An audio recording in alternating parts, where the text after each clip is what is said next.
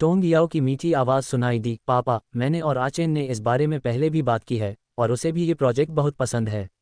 उसे कोई आपत्ति नहीं है, लेकिन उसने कहा कि चूंकि यह पैसा आप और माँ ने अपनी सेवानिवृत्ति के लिए बचाया है, इसलिए इस पर आप दोनों की सहमति होनी चाहिए। हम आपको मजबूर नहीं कर सकते। ये शब्द सुनकर टोंग याओहुई को बहुत राहत मिली। ठीक है, मैं तुम्हारी माँ से इस बारे में बात करूंगी और फिर तुम्हें वापस कॉल करूंगी। टोंग याओ ने कहा, पिताजी, आचेन और मैं एक ही बात सोचते हैं। अगर माँ यह नहीं करना चाहती तो इसे जाने दीजिए। इस मामले पर झगड़ा मत कीजिए। टोंग याओहुई हंसते हुए बोली, तुम्हारी माँ से लड़ने की मेरी हिम्मत कैसे हुई? वो अब रजोनिवृत्ति की अवस्था में हैं और जरा सी बात पर भी उनका गुस्सा भड़क उठता है। वो बिना पलक झपकाए मेरी मछली पकड़ने वाली छड़ी को जलावन में बदल सकती हैं। मैं उन्हें जरा भी नाराज करने की हिम्मत नहीं करती। अब तो वही परिवार की मुखिया हैं। टोंग याओ उसकी बातों पर दिल खोलकर हंस पड़ी। पहले तो उसे लगा था कि टोंग याओहुई को वेन यून से बात करने में थोड़ा समय लगेगा, लेकिन उसने 1 घंटे से भी कम समय में वापस फ़ोन कर दिया। याओ याओ, तुम्हारी माँ और मैंने बात कर ली है। उन्हें तुम्हारे निवेश से कोई आपत्ति नहीं है। हम दोनों की सोच एक जैसी है। हम बूढ़े हो रहे हैं और बहुत ज़्यादा पैसा होने का कोई फ़ायदा नहीं। हमारे दोनों घर किराए पर दिए हुए हैं। तुम्हारी चाय की दुकान है और हमें पशुपालन फार्म से आमदनी होती है। अगर वह भी न चले तो भी तुम्हारे दादाजी की तरफ से हमें जो मुआवजा मिलेगा वह हमारे लिए पीढ़ियों तक आराम से रहने के लिए काफ़ी है। तो आगे बढ़ो और अपने व्यापार में जोखिम उठाने की हिम्मत करो। टोंग याओहुई की बातें सुनकर टोंग याओ भावुक हो उठी और बोली, पापा, आपके और मम्मी के निस्वार्थ समर्थन के लिए बहुत बहुत धन्यवाद। आपकी बेटी होना मेरे जीवन का सबसे सौभाग्य है। टोंग याओहुई दिल खोलकर हंसी। हम सब एक ही परिवार हैं, ऐसी बातें मत कहो। हम बूढ़े हैं और ज़्यादा खर्च नहीं करते, लेकिन तुम्हें अपनी सेहत का ख्याल रखना चाहिए क्योंकि मई में तुम्हारी प्रसव पीड़ा शुरू हो जाएगी। तुम्हारी माँ महीने के मध्य में तुम्हारी देखभाल के लिए वापस आ जाएंगी। वो बच्चे की देखभाल में तुम्हारी मदद करने के लिए क्योटो में ही रहेंगी। मैं अप्रैल के अंत में वापस आ जाऊंगी। छोटा बोईली शहर में है और सब ठीक होना चाहिए। मैं तुम्हारे प्रसव के बाद वापस आ जाऊंगी। उनकी बेटी जुड़वां बच्चों को जन्म देने वाली थी। ये टोंग याओहुई के लिए सबसे खुशी की बात थी। हालांकि वह क्योटो में बच्चों की देखभाल में अपनी बेटी की मदद करना चाहते थे, लेकिन साथ ही वह प्रजनन फार्म में भी मदद करना चाहते थे ताकि उनकी बेटी का बोझ कम हो सके। टोंग याओ बेहद भावुक हो गई और बोली, पिताजी, महीने के अंत में वापस आने के बाद प्रजनन फार्म मत जाना। लिटिल बॉय को ये काम संभालने देना। होंगवेई जब भी समय मिले आ सकता है। अब हमारे पास कार है, इसलिए आना जाना सुविधाजनक है। लेकिन टोंग याओहुई ने जवाब दिया, छोटा बॉय अभी छोटा है। वह अकेले यहाँ के सारे काम नहीं संभाल सकता। मुझे वहाँ रहना होगा। वैसे आप उन 3 कुत्तों को कब लेकर आ रहे हैं? टोंग याओहुई को बिल्लियों और कुत्तों जैसे छोटे जानवरों को पालना बहुत पसंद है। टोंग याओ से पहले ही उन 3 कुत्तों के बारे में सुनकर उन्हें वे कुत्ते अच्छे लगे और उन्हें लगा कि उनके परिवार के कुत्तों को आवारा नहीं रहना चाहिए। उन्हें वापस घर ले आना चाहिए। यदि ली शहर में इन्हें बिना निगरानी के छोड़ दिया जाए तो इन्हें आसानी से चुराया जा सकता है। टोंग याओ ने जवाब दिया, मकबरा सफाई उत्सव के ठीक समय पर होंगवेई कुछ दिनों में वापस जा रहा है। इस बार मैं उससे कुत्तों को भी साथ लाने को कहूंगी। टोंग याओहुई ने कहा, ठीक है, चलिए इसी बात पर आगे बढ़ते हैं। मुझे और आपकी माँ को नए निवेश से कोई आपत्ति नहीं है। आप युवा लोग जाए और अपने प्रयास कीजिए। कृपया कुत्तों को जल्द से जल्द वापस ले आइए। इससे पहले कि टोंग याओ कुछ बोल पाती, टोंग याओहुई ने कहा, याओ याओ, तुम माँ बनने वाली हो। तुम सिर्फ अपने व्यवसाय पर ध्यान केंद्रित नहीं कर सकती, तुम्हें बच्चे और शियाओचेन की भी देखभाल करनी होगी। पिताजी, चिंता मत कीजिए। बच्चा होने के बाद मैं कंपनी होंगवेई को सौंप दूंगी और पर्दे के पीछे रहकर काम करूंगी। होंगवेई पहले से ही अधिकांश कारोबार संभाल रहा है। टोंग याओ ने हंसते हुए कहा। टोंग याओहुई गु होंगवेई के स्वभाव को अच्छी तरह समझती है और उसके साथ काफ़ी सहज महसूस करती है। टोंग याओ को अपनी सेहत का ख्याल रखने की याद दिलाकर उसने फ़ोन रख दिया। थोड़ी देर बाद ही फ़ोन फिर बज उठा। किन शियाओशून का फ़ोन आया था, जिसकी आवाज़ में थोड़ी घबराहट थी। बहन याओ याओ, कुछ घटित हुआ है? टोंग याओ ने उसे दिलासा देते हुए कहा, घबराओ मत, मुझे धीरे धीरे बताओ। किन शियाओशून घबराए बिना कैसे रह सकती थी। उसने कहा, बहन याओ याओ, बोई का एक्सीडेंट हो गया है। व्यापारिक विवाद में उसे चाकू मार दिया गया है और वह अस्पताल में भर्ती है। मामला काफ़ी गंभीर लग रहा है। टोंग याओ का चेहरा उतर गया। ये कब हुआ? किन शियाओशून ने जवाब दिया, ये कल दोपहर को हुआ था। मुझे अभी पता चला है। बोई की हालत अभी भी गंभीर है। टोंग याओ ने शांत भाव से कहा, शियाओशून, अस्पताल में इलाज के खर्च के लिए कुछ पैसे भेज दो। मैं जल्दी ही आ जाऊंगी। अगर पैसे कम पड़ें तो अस्पताल को बता देना कि हम इलाज का पूरा खर्च उठा लेंगे। हमें अस्पताल को एक पैसा भी नहीं देना है। पैसे कल सुबह तक भेज दिए जाएंगे। किन शियाओशुन ने जवाब दिया, मैं समझ गई बहन याओ याओ, मैं अभी पैसे लेकर अस्पताल जा रही हूँ। टोंग याओ की अनुमति के बिना शियाओशुन बोई के चिकित्सा बिलों का भुगतान करने के लिए चाय की दुकान के पैसे का उपयोग नहीं कर सकती थी।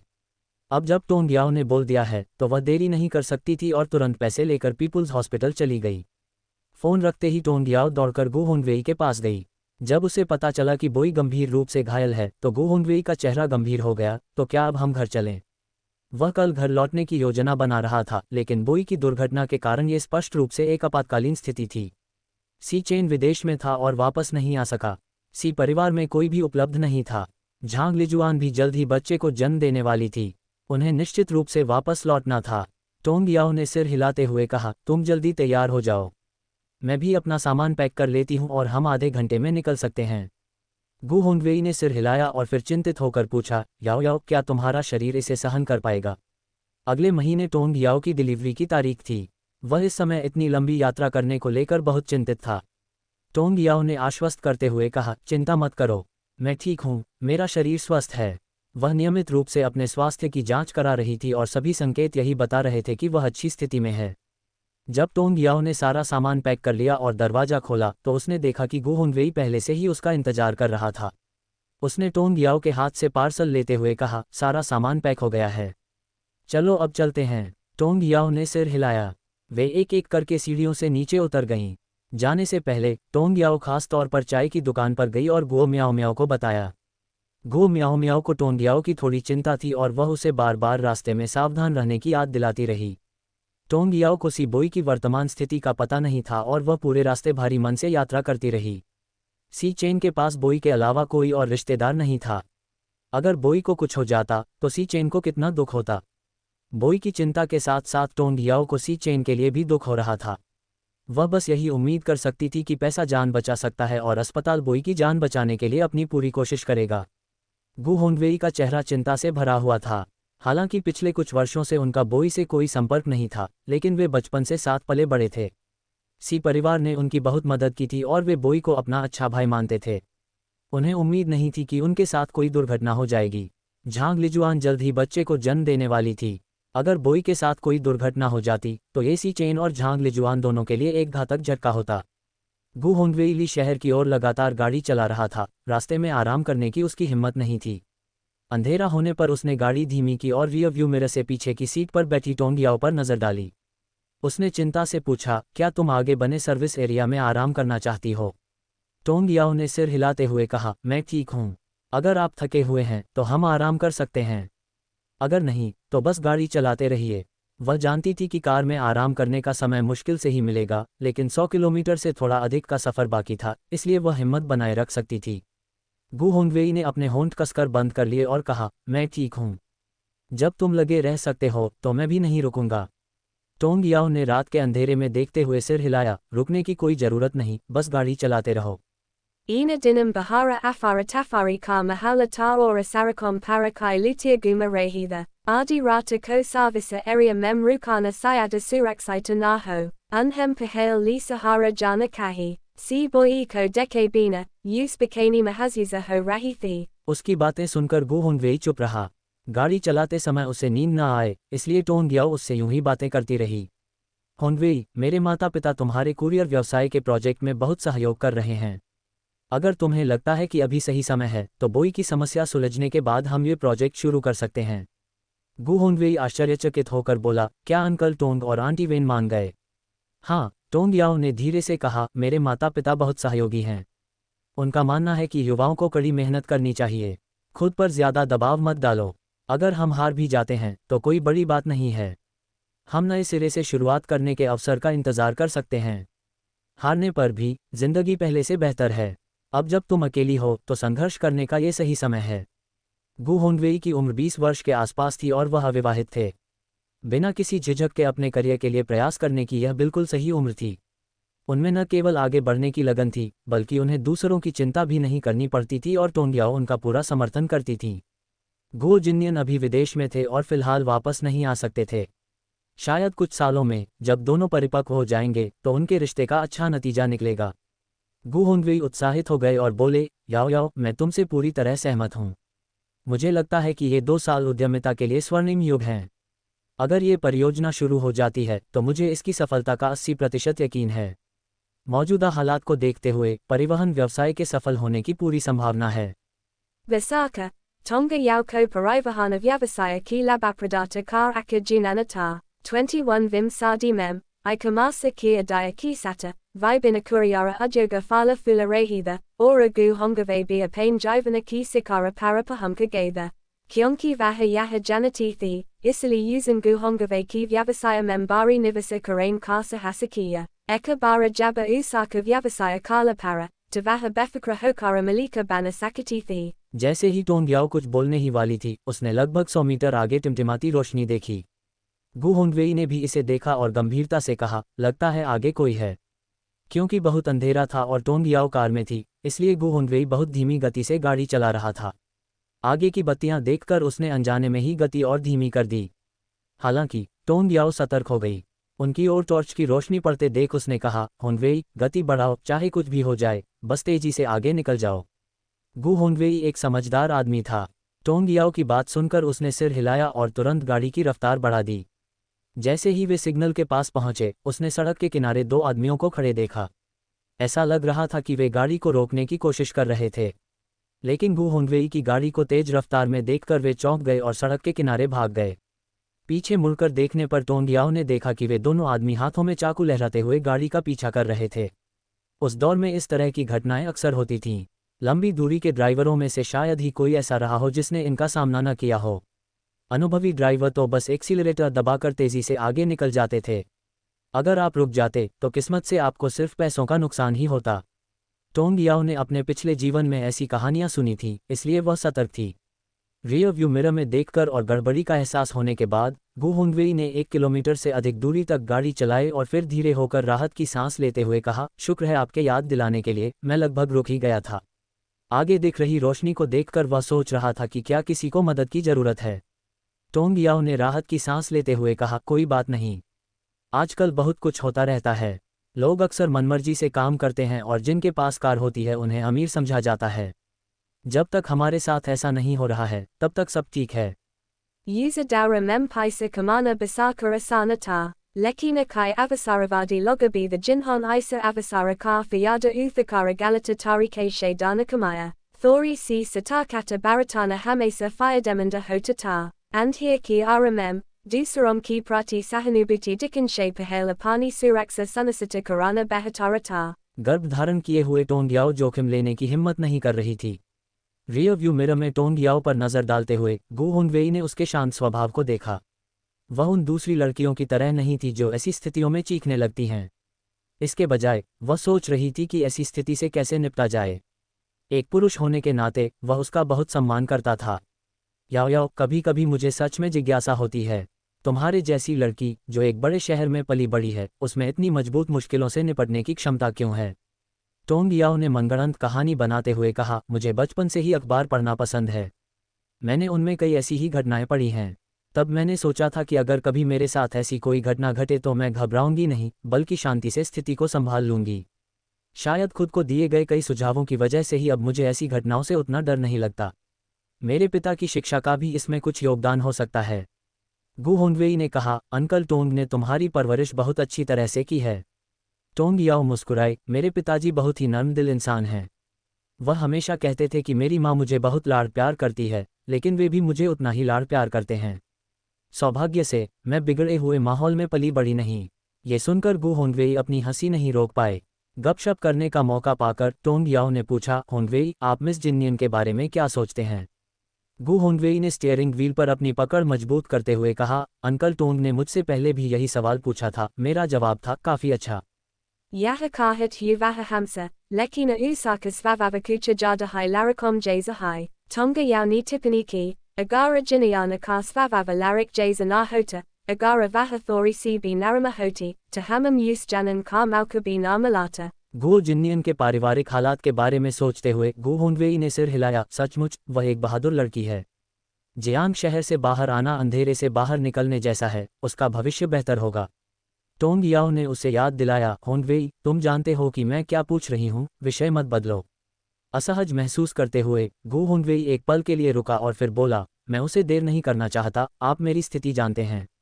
मेरे पास कुछ नहीं है और फिर भी मैं एक ही प्रयास में सब कुछ दांव पर लगाना चाहता हूं, इसलिए मैं किसी से कोई वादा नहीं कर सकता। मैं उसे दुख नहीं पहुंचाना चाहता।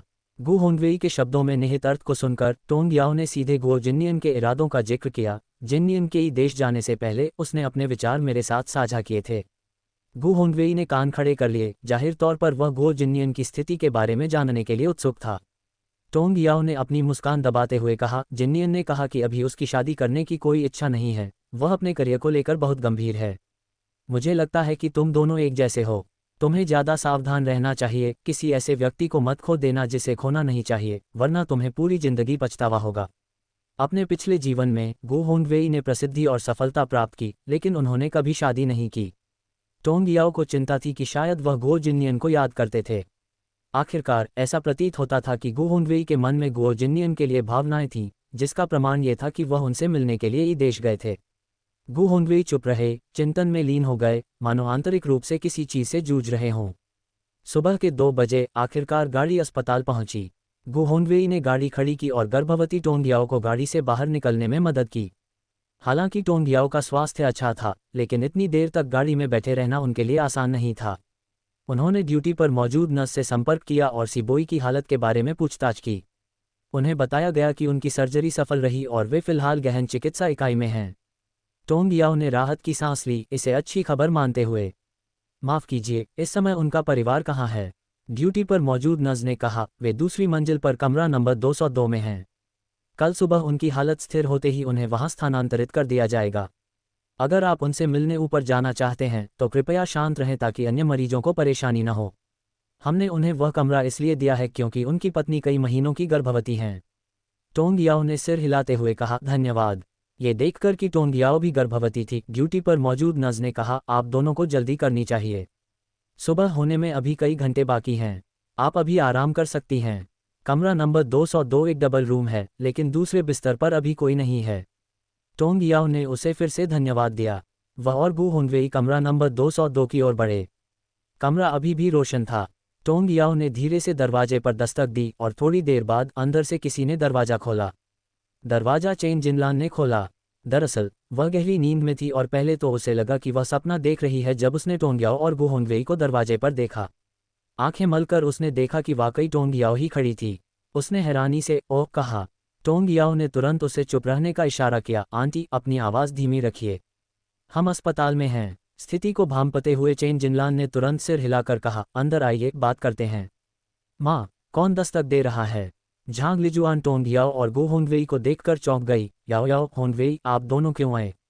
जब गु हुनवेई के पिता का देहांत हुआ तो टोंग याओ आई थी।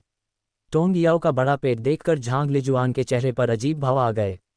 क्या टोंग याओ का गु हुनवेई से वाकई कोई संबंध था?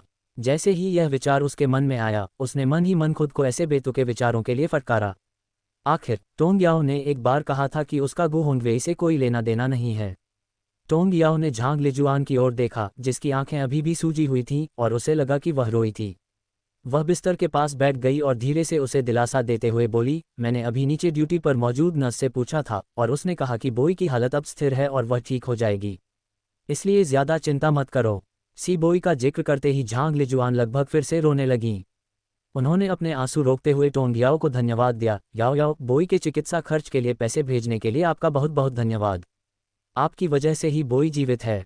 चेन जिनलान ने भी सिर हिलाते हुए कहा, हाँ, हम बहुत भाग्यशाली हैं कि आप हमारे साथ हैं। आपके बिना हमें सचमुच नहीं पता होता कि क्या करना है। वे किसान थे और एक साथ इतनी बड़ी रकम जुटाना उनके लिए संभव नहीं था। सी चेन से तलाक के बाद भी टोंग याओ का बोई के इलाज का खर्च उठाने में मदद करना उनकी उम्मीदों से परे था। ये कहना गलत नहीं होगा कि टोंग याओ बेहद दयालु और नेक इंसान थीं। उनके जैसी बहू को खोना सी परिवार के लिए एक बड़ा नुकसान था। लिन फेगियंग ने टोंग याओ को घर से बाहर निकाल दिया और मरने के बाद उसे सी परिवार के पूर्वजों का सामना करने में शर्म आएगी। टोंग याओ ने कहा, ऐसी बातें कहना बंद करो। आखिर हुआ क्या? बोई को चाकू कैसे लगा? गहरी सांस लेते हुए झांग लिजुआन ने उस भयावह घटना को याद किया। हम अपनी गली की दुकान पर दूध वाली चाय बेच रहे थे। शुरुआत में हमारा अच्छा कारोबार चल रहा था, फिर किसी को जलन हुई और उसने हमें वहां दुकान लगाने से रोक दिया। हमने सोचा कि बेहतर होगा कि हम ज़्यादा बवाल न करें और दूसरी जगह चले जाएं। लेकिन फिर वही आदमी दोबारा हमारे पास आ गया और उसने हमें दुकान नहीं लगाने दी। बोई ने उससे बहस की और वह चला गया। लेकिन फिर वह चाकू लेकर वापस आया और बोई अचानक हमले का शिकार हो गया और उसने उसे चाकू मार दिया। हमने पुलिस को सूचना दे दी है, लेकिन उन्होंने अभी तक उसे पकड़ा नहीं है। टोंग याओ ने भौहें चढ़ाते हुए कहा, क्या उसे तुमसे कोई दुश्मनी है? जगह बदलने के बाद भी उसने उन्हें अपना स्टॉल लगाने नहीं दिया। बात सिर्फ उनके कारोबार से जलन की नहीं थी। झांग लिजुआन ने सिर हिलाते हुए कहा, हम उस आदमी को बिल्कुल नहीं जानते, हमें नहीं पता कि उसने हमें क्यों निशाना बनाया है। अब तक चुप रहे गु होंगवेई ने कहा, मुझे भी लगता है कि यह इतना आसान नहीं है कि वह अचानक आपके व्यवसाय से ईर्ष्या करने लगा हो। ध्यान से सोचिए, क्या आपका किसी से कोई मामूली झगड़ा हुआ है? झांग लिजुआन ने एक पल सोचा, लेकिन फिर भी सिर हिलाते हुए कहा, नहीं, हमने वास्तव में ऐसा नहीं किया है। हालांकि चेन जिनलान थोड़ी बेचैन लग रही थी। उसका दूसरों से झगड़ा हुआ था, लेकिन वह स्टॉल पर नहीं हुआ था, इसलिए इसका उसके दामाद पर कोई असर नहीं पड़ना चाहिए था। ये सोचते हुए चेन जिनलान ने उत्सुकता से टोंग याओ और गु होंगवेई की ओर देखा, तुम दोनों फिर से एक साथ क्यों आ गए? जैसे ही उसने ये सवाल पूछा, उसे एहसास हुआ कि यह प्रश्न कुछ अनुचित लग रहा है। जैसे ही वह विषय बदलने वाली थी, उसने टोंग याओ को कहते सुना, यह मकबरा सफाई उत्सव के बारे में है और होंगवेई भोर में वापस आने की योजना बना रहा था। संयोग से हमें बोई की दुर्घटना के बारे में पता चला, इसलिए हम साथ वापस आ गए। चेन जिनलान ने सिर हिलाया, टोंग याओ के उभरे हुए पेट को देखा और आखिरकार अपने मन में उठ रहे सवाल को पूछ ही लिया, याओ याओ, तुम काफ़ी आगे बढ़ चुकी हो, है ना? क्या तुम बच्चे को जन्म देने के करीब हो? क्योंकि टोंग याओ जुड़वां बच्चों को जन्म देने वाली थी, इसलिए उसका पेट असामान्य रूप से बड़ा था, जिससे वह लगभग पूर्ण विकसित गर्भावस्था वाली लग रही थी। टोंग याओ ने स्पष्ट स्वर में उत्तर दिया, अगले महीने मैं जुड़वां बच्चों की मां बनने वाली हूं, इसलिए मेरा पेट सामान्य से बड़ा है। जुड़वां बच्चे? ये सुनकर चेन जिनलान की आंखें चमक उठी, आप सचमुच भाग्यशाली हैं। बच्चों के पिता कौन हैं? उसने गु होंगवेई पर एक नज़र डाली और सोचने लगी कि क्या वही पिता है। गु होंगवेई उसकी निगाहों के नीचे असहज हो गया, लेकिन चूंकि उसे नहीं पता था कि टोंग याओ ने झांग लिजुआन को बताया था कि उसने सी चेन को तलाक नहीं दिया है, इसलिए वह बातचीत में दखल नहीं दे सका। टोंग याओ ने चेन जिनलान के संदेह को भांप लिया और सीधे सीधे कहा, ये बच्चे आचेन के हैं। बच्चों के जन्म के करीब आने के साथ ही टोंग याओ को लिन फेगियंग द्वारा किसी प्रकार की परेशानी खड़ी करने की आशंका नहीं रही। लिन फेगियंग की वर्तमान स्थिति को देखते हुए वह निश्चित रूप से कोई परेशानी खड़ी नहीं कर सकती थी। भाई का बच्चा, सी चेन का बच्चा, झांग लिजुआन और चेन जिनलान ने एक साथ हैरानी से कहा। वे चौंक गए थे। क्या टोंग याओ और सी चेन का तलाक बहुत पहले नहीं हो गया था? इसके अलावा सी चेन तो पहले ही विदेश जा चुका था। वे एक दूसरे से बहुत दूर रहते थे, तो टोंग याओ गर्भवती कैसे हो गई? टोंग याओ ने सिर हिलाते हुए कहा, हाँ, यह आ चेन का है। बाकी की जानकारी के लिए बोई के जागने पर वह आपको समझा देगा। कार की यात्रा से थक जाने के कारण टोंग याओ के पास आराम से गपशप जारी रखने की ऊर्जा नहीं थी। गु होंगवेई ने देखा कि टोंग याओ थकी हुई लग रही थी और उसने कहा, याओ याओ यात्रा से थक गई है, आप सब थोड़ी देर आराम क्यों नहीं कर लेते? चेन जिनलान और झांग लिजुआन को तब याद आया कि आधी रात हो चुकी थी और टोंग याओ गर्भवती थी। हालांकि उन्हें ये समझ नहीं आया कि टोंग याओ सी चेन के बच्चे से कैसे गर्भवती थी, लेकिन अगर टोंग याओ ने कहा कि बच्चा सी चेन का है, तो वह निश्चित रूप से झूठ नहीं बोलेगी। ये बच्चा उसी का होना चाहिए। ये जानते हुए कि बच्चा सी चेन का है, झांग लिजुआन ने बात बदलते हुए कहा, भाभी, यहाँ 2 पलंग हैं, आप और होंगवेई एक एक पर सो जाए। मेरी माँ और मैं पहले ही थोड़ी नींद ले चुके हैं, इसलिए हमें अभी सोने की ज़रूरत नहीं है। टोंग याओ ने औपचारिकता नहीं बरती, उसने सहजता से एक बिस्तर चुना और फिर बिस्तर पर लेटने के लिए अपने जूते उतार दिए। गु होंगवेई पास ही एक कुर्सी पर बैठ गया और धीमी आवाज़ में बोला, आप सब इस पलंग पर सो जाए। मुझे इस कुर्सी पर आराम करने में कोई दिक्कत नहीं है। भोर होते ही बोई को यहाँ लाने के बाद मैं किसी मोटल में जाकर सो जाऊंगा। झांग लिजुआन को थोड़ी शर्मिंदगी महसूस हुई, आप सभी ने इतनी देर रात तक थका देने वाली यात्रा की है, शायद आप। टोंग याओ ने उसे बीच में ही रोकते हुए कहा, तुम अपनी माँ के साथ सोती हो, तुम गर्भवती हो, बाद में बोई की देखभाल के लिए तुम्हें अपनी पूरी ताकत की जरूरत होगी। टोंग याओ के ऐसा कहने के बाद झांग लिजुआन कुछ और नहीं कह सकी। उसने आज्ञा मानते हुए बिस्तर पर लेट गई। दोनों को सोते देख गु होंगवेई ने उनके बिस्तर के पास की बत्ती बंद कर दी और फिर खुद झपकी लेने के लिए कुर्सी पर वापस चला गया। इतनी दूर तक गाड़ी चलाने के बाद वह वास्तव में इतना थक गया था कि वह बैठे बैठे ही सो सकता था। टोंग याओ भोर तक सोती रही, तभी चिकित्साकर्मी सी बोई को अंदर लाए और समझाया, मरीज की हालत अब स्थिर है, वह दोपहर करीब जाग जाएगा। उस समय आप उसे धीरे धीरे थोड़ा गर्म पानी पिला सकते हैं, लेकिन उसे कुछ भी खाना न दें। चेन जिनलान ने कहा, 1-2 दिन हो गए हैं, सामान्य लोग तो बिना कुछ खाए भी भूख से मर जाते हैं। वह इतना कमजोर है और अभी तक कुछ नहीं खा रहा है, उसका शरीर इसे कैसे सहन कर पाएगा।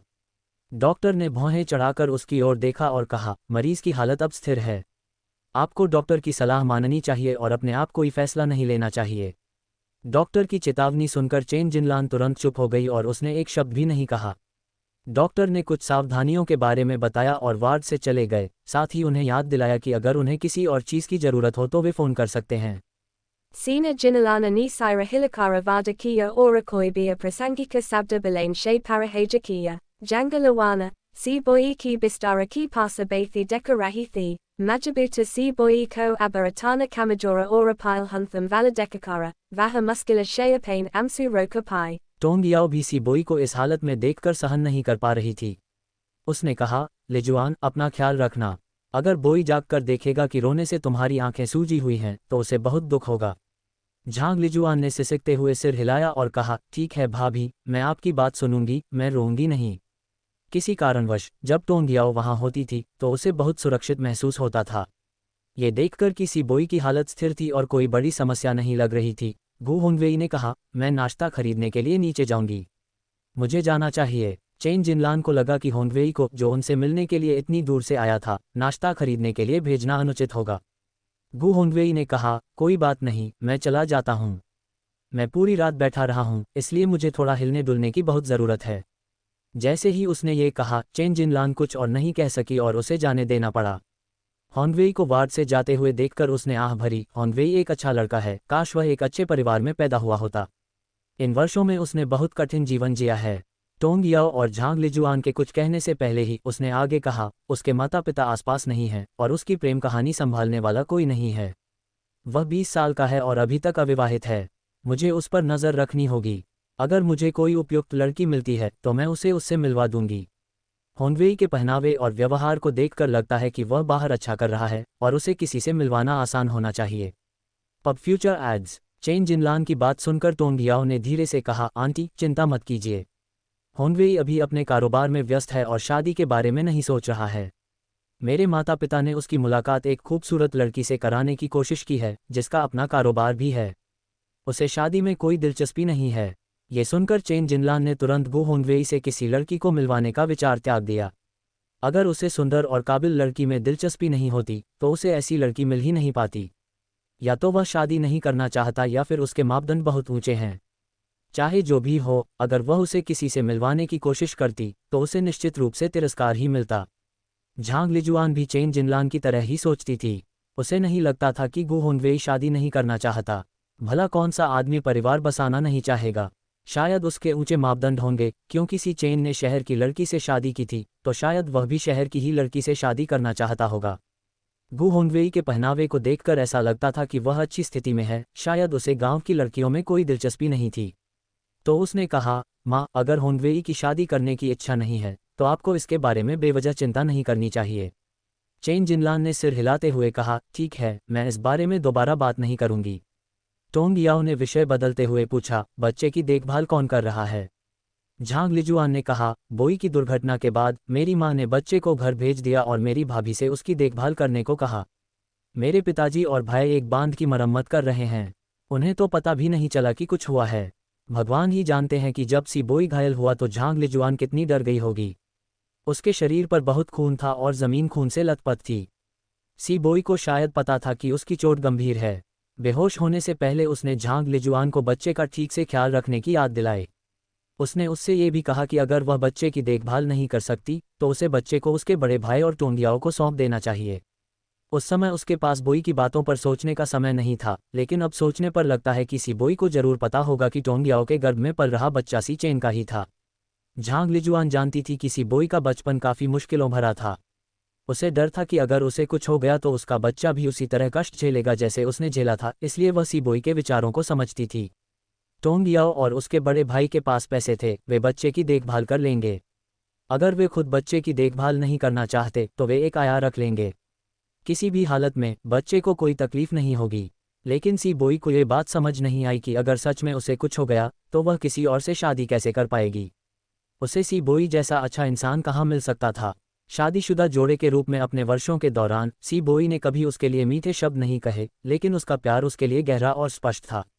अगर सी बोई को कुछ हो जाता तो वह जीवन भर विधवा ही रहती और अपने 2 बच्चों की परवरिश करती। वह लिन फेगियन की तरह कभी भी शर्मनाक काम नहीं करती और अपने बच्चों के सामने शर्मिंदा नहीं होती। टोंग याओ को यह नहीं पता था कि इस दौरान झांग लिजुआन कई बातों के बारे में सोच रही थी। उसने गहरी सांस ली और पूछा, आपकी डिलीवरी की तारीख कब है? झांग लिजुआन ने अपने पेट को छूते हुए कहा, मेरी डिलीवरी इसी महीने के मध्य में होने वाली है। गांव की अन्य पत्नियों की तुलना में झांग लिजुआन खुद को बहुत भाग्यशाली मानती थी। उसे घर पर बच्चे को जन्म नहीं देना पड़ा और वह प्रसव के लिए अस्पताल जा सकी। टोंग याओ ने झांग लिजुआन के पहले प्रसव के खतरनाक दृश्य को याद करते हुए सुझाव दिया, बोई के जागने के बाद एक बार मेडिकल चेकअप करवा लेते हैं। झांग लिजुआन के जवाब देने से पहले ही चेन जिनलान ने कहा, पैसों की कितनी बर्बादी। हमारे ज़माने में हम गर्भावस्था के दौरान चेकअप नहीं करवाते थे, घर पर ही बच्चे को जन्म देते थे। हमारे बच्चे स्वस्थ, तंदुरुस्त पैदा हुए। लिजुआन ने गर्भावस्था के शुरुआती दौर में ही चेकअप करवा लिया था, इसलिए प्रसव के समय वह सीधे प्रसव कक्ष में जा सकीं। मैं आपको बता दूं, मेरे बच्चों का प्रसव करवाने वाली दाई सबसे अच्छी थी, उन्हें दशकों का अनुभव था, अस्पताल के डॉक्टरों से कहीं बेहतर। चेन जिनलान की सोच रूढ़िवादी और सामंती थी। उनका मानना था कि सी बोई के अस्पताल में रहने पर पहले ही बहुत खर्च हो चुका है और अब उसे दोबारा काम शुरू करने से पहले 1 महीने आराम करना होगा, इसलिए उन्हें हर संभव बचत करनी चाहिए। झांग लिजुआन उनकी मुश्किल स्थिति से वाकिफ थी। उसने अभी अभी थोड़ी सी बचत की थी और अब वह सब अस्पताल के खर्च में चली गई। उसके पास तो अपनी डिलीवरी के लिए भी पर्याप्त पैसे नहीं हैं। बोई के लंबे समय तक अस्पताल में रहने का खर्च तो दूर की बात है। वे विदेश में रहने वाले सी चेन से संपर्क नहीं कर पाए। उसे टोंग याओ और सी चेन के बीच चल रही बातों की जानकारी नहीं थी और ज़्यादा पैसे मांगने में उसे असहजता महसूस हो रही थी, खासकर इसलिए क्योंकि टोंग याओ पहले ही चिकित्सा खर्चों का एक बड़ा हिस्सा वहन कर चुकी थी। जब झांग लिजुआन घर पर बच्चे को जन्म देने के बारे में सोच ही रही थी, तभी टोंग याओ बोल पड़ी, आंटी, लिजुआन का पहला प्रसव बहुत डरावना था। हम दोबारा ऐसा जोखिम नहीं उठा सकते। अस्पताल में प्रसव कराना ज़्यादा सुरक्षित है। चेन जिनलान ने जवाब दिया, पहले प्रसव के दौरान जोखिम इसलिए था क्योंकि वह गिर गई थी। इस बार वह नहीं गिरी, इसलिए चिंता की कोई बात नहीं है। टोंग याओ ने असहमति जताते हुए कहा, अस्पताल में बच्चे को जन्म देना बेहतर है। जब बोई होश में आएगा तो वह लिजुआन को घर पर बच्चे को जन्म देने की अनुमति नहीं देगा। जहां तक चेकअप और प्रसव के खर्चों की बात है, उनकी चिंता मत करो, मैं उन्हें वहन कर सकती हूँ। सी बोई और झांग लिजुआन सरल और ईमानदार हैं, उनका कोई स्वार्थ नहीं है। चूंकि वे अब सी चेन के सबसे करीबी लोग हैं, इसलिए टोंग याओ ने सी चेन की खातिर उनकी मदद करना अपना कर्तव्य समझा। टोंग याओ का प्रस्ताव सुनकर चेन जिनलान तुरंत खुश हो गई। याओ याओ, बहुत बहुत धन्यवाद। तुम्हारे बिना वे लोग क्या करते। ऐसा नहीं है कि मैं नहीं चाहती कि वह अस्पताल में बच्चे को जन्म दे। एक माँ होने के नाते मैं निश्चित रूप से उसके भले के लिए ही सोचती हूँ, लेकिन घर की परिस्थितियाँ बहुत कठिन हैं। टोंग याओ ने सिर हिलाकर कहा, चिंता मत करो चाची, मैं जांच और प्रसव का खर्च उठा लूंगी। मैं प्रसव के बाद की देखभाल के लिए एक दाई भी रख लूंगी। झांग लिजुआन भावुक हो गईं और उनकी आंखों में आंसू आ गए। बहुत बहुत धन्यवाद भाभी। टोंग याओ ने उसे चेतावनी देते हुए कहा, अभी मत रो, वरना तुम्हारी आंखें फिर से सूज जाएंगी। बोई ये देखकर बहुत दुखी होगा। ये सुनकर झांग लिजुआन का रोना तुरंत बंद हो गया। टोंग याओ का हाथ पकड़े हुए चेन जिनलान भी अपने आंसू नहीं रोक पाए। याओ याओ, तुम्हारा दिल कितना दयालु है। मैं अगले जन्म में हर संभव तरीके से तुम्हारा एहसान चुकाऊंगी। टोंग याओ को थोड़ी शर्मिंदगी महसूस हुई क्योंकि उन्हें भावुक दृश्य पसंद नहीं थे। बात बदलने के लिए उन्होंने कहा, आंटी, बच्चे के जन्म के बाद हमें आपकी मदद की ज़रूरत होगी, खासकर जब तक लिजुआन ठीक नहीं हो जाती और बोई अभी भी अस्वस्थ है। Yaha Janet Huki Tonga Yao, Janga Lawana Ki Pahale Bax Ki Batakara Rahithi, Sina Jinalana Ni Turanta Yus Ashvasana Dia, Sinta Matakaro, Maim Bax Kar Ax Shakyala Rakungi, Jabba Vi Tinam Batam Kara Rahitha, Tavi Gu Hongave Nastalakara Vapasaraya, Sina Jinalana Ki Lala Amkom Ko Dekakara Yuzim Kucha Nahin Kaha or Amano Saba Kucha Samanya Ho, Kana Parosa Dia. मैंने उबले हुए बन, तले हुए आटे के टुकड़े और सोया दूध खरीदा है, आप जो चाहें खा सकते हैं। चेन जिनलान ने कहा, यह कोई साधारण भोजन नहीं है। इस तरह का नाश्ता करना एक विलासिता है। सी बोई की हालत स्थिर होने के बाद सभी लोग बेहतर महसूस कर रहे थे और बू होंगवेई द्वारा लाए गए नाश्ते का आनंद ले रहे थे। चेन जिनलान को विशेष रूप से भूख लगी थी और उसने 6 मीट बन खा लिए। उन दिनों मांस के बंस काफ़ी बड़े होते थे, आधुनिक बंस से लगभग 3 गुना बड़े। चेन जिनलान की सेहत और अच्छे भोजन के अभाव में बड़े होने को देखते हुए टोंग याओ को आश्चर्य नहीं हुआ। घर पर रहते हुए साल में एक बार मांस के बंस खाना भी एक विलासिता जैसा था। पिछले 2 वर्षों में ही जब से झांग लिजुआन ने सिबोई से शादी की है, चेन जिनलान के जीवन स्तर में सुधार हुआ है। सौभाग्य से उन्होंने अपनी बेटी के लिए गलत परिवार नहीं चुना। शुक्र है उनकी बेटी ने सी चेन के पीछे जबरदस्ती नहीं पड़ी। अगर उसकी बेटी की शादी सी चेन से हो जाती तो उसकी जिंदगी इतनी आसान नहीं होती। अभी की तरह सी चेन विदेश में है और उसके बिना क्या उसकी बेटी विधवा जैसी नहीं हो जाती। बड़े शहर के एक धनी परिवार की इकलौती संतान होने के कारण टोंगियाओ को अपने माता पिता से आर्थिक सहायता मिलती थी, जिससे उसका जीवन अधिक आरामदायक था। हालांकि उनके माता पिता इतने भाग्यशाली नहीं थे। नाश्ता खत्म होते ही सिबोई धीरे धीरे जाग उठा। उसका शरीर मजबूत था, इसलिए वह डॉक्टरों की उम्मीद से पहले ही जाग गया। उसे जागते देख गो होनवेई डॉक्टर को बुलाने चला गया। सिबोई ने वार्ड में चारों ओर खाली निगाहों से देखा और उसकी नज़र टोंगियाओ पर आकर रुक गई। उसने बोलने के लिए मुंह खोला, लेकिन उसका गला और मुंह इतना सूखा था कि वह एक भी शब्द नहीं बोल पाया। झांग लिजुआन ने जल्दी से समझाते हुए कहा, बोई, तुम्हारी दुर्घटना के बारे में सुनकर मेरी भाभी कल रात वापस आ गई थी। सिबोई की पलकें झपकी, मानो उसने सहमति जताई हो। टोंगियाओ ने धीरे से कहा, बोई, बोलने में जल्दबाजी मत करो, हम डॉक्टर को बुलाकर तुम्हारी जांच करवा लेंगे, फिर हम तुम्हें थोड़ा पानी देंगे। गला ठीक हो जाने पर बोलना। लंबे समय तक पानी न पीने और काफ़ी खून बहने के कारण उसका गला सूखना स्वाभाविक था। ये सुनकर सिबोई ने बोलने की कोशिश करना बंद कर दिया। उसकी निगाहें झांग लिजुआन की ओर गईं। उसकी सूजी हुई पलकें देखकर उसे गहरा दुख हुआ और उसने मुश्किल से अपनी बात कही। चेन जिनलान चुपचाप एक तरफ खड़ी रही। उसे लगा कि जब उसका दामाद पूरी तरह से उसकी बेटी पर ध्यान केंद्रित कर रहा है तो दिखावा करना उसकी जगह नहीं है। डॉक्टर थोड़ी देर में आ गए और सिबोई की अच्छी तरह जांच करने के बाद बोले, अब आप उन्हें थोड़ा पानी दे सकते हैं। उनकी मानसिक स्थिति ठीक है, इसलिए ज़्यादा चिंता करने की ज़रूरत नहीं है। कुछ दिन आराम करने के बाद वे बिस्तर से उठ सकेंगे। युवा लोग जल्दी ठीक हो जाते हैं। ये सुनकर सबने राहत की सांस ली। सिबोई भी थोड़ा शांत लग रहा था। डॉक्टर के जाने के बाद झांग लिजुआन ने सिबोई को थोड़ा पानी दिया। पानी पीने के बाद उसे थोड़ा बेहतर महसूस हुआ और लगभग आधे घंटे आराम करने के बाद ही वह बात कर सका। टोंगियाओ ने कहा, तुम अभी भी कमज़ोर हो, ज़्यादा बात मत करो, थोड़ा और आराम करो। गंभीर चोटों के कारण सिबोई वाकई कमज़ोर हो गया था। थोड़ी देर बाद ही उसने अपनी आंखें बंद कर लीं और सो गया। झांग लिजुआन को यकीन नहीं हुआ और उसने अपनी उंगली से उसकी सांस महसूस करने की कोशिश की। चेन जिनलान ने धीमी आवाज में उसे डांटा। झांग लिजुआन ने धीरे से कहा, मैं बस चिंतित थी। झांग लिजुआन की हरकत देखकर टोंगियाओ को हंसी आ गई। वह कुछ बोलने ही वाली थी कि तभी जेंग शियाओशुन फल लेकर वार्ड में दाखिल हुई। चूंकि जेंग शियाओशुन ने पहले पैसे पहुंचाने में मदद की थी, इसलिए झांग लिजुआन और चेन जिनलान ने उसके साथ काफ़ी अच्छा व्यवहार किया। दोनों ने जेंग शियाओशुन के प्रति आभार व्यक्त किया, लेकिन वह कुछ सोच में डूबी हुई लग रही थी। उसकी निगाहें बार बार टोंगियाओ की ओर जा रही थीं। ये भांपते हुए कि जेंग शियाओशुन कुछ कहना चाहती है, टोंगियाओ ने उसे कमरे से बाहर बुलाया। शियाओशुन, क्या कुछ गड़बड़ है? जेंग शियाओशुन ने चिंता से कहा, बहन याओ याओ, यहाँ आते समय मेरी मुलाकात हमारी पड़ोसी की दादी से हुई। उन्होंने बताया कि उन्होंने किसी को बिग येलो और बाकी लोगों को ले जाते हुए देखा। हमें अभी तक नहीं पता कि उन्हें कहाँ ले जाया गया है। Kucha dera pahale vadamem, jabba jenga siorjungani deka ki si boyi abibi bahozahai, to use isa mamal parakaka karana anyusitalaga, akirakara, si boyi abi jivana ora michu ki bika ki dahalia parakara kukata, katam she juri mamal ko watana use pamanajanaka laga. टोंगियाओ का चेहरा उतर गया। मैं समझ गई, मैं होनवेई को phone करती हूँ, तुम हमें उस दादी के पास ले चलो जिसका तुमने जिक्र किया था। अपनी बात समाप्त करने के बाद टोंगियाओ मुड़ी और वार्ड में वापस चली गई। टोंगियाओ के चेहरे के भाव देखकर गो होनवेई ने चिंता से पूछा, क्या हुआ? टोंगियाओ ने जवाब दिया, मैं तुम्हें बाद में बताऊंगी। इतना कहकर उसने झांग लिजुआन और चेन जिनलान की ओर मुड़कर कहा, आंटी लिजुआन, हमें कुछ काम है। कृपया आप थोड़ी देर के लिए बोई का ध्यान रखिए, काम खत्म होने के बाद हम वापस आ जाएंगे। चेन जिनलान ने अपनी चिंता व्यक्त करते हुए कहा, अरे क्या कोई बड़ी समस्या है? झांग लिजुआन को लगा कि टोंगियाओ इस बारे में कुछ नहीं कहना चाहती, इसलिए उससे बार बार सवाल पूछना ठीक नहीं होगा। उसने कहा, भाभी, आप लोग जाए और अपना काम कीजिए। बोई अब खतरे से बाहर है, इसलिए आपको चिंता करने की कोई ज़रूरत नहीं है।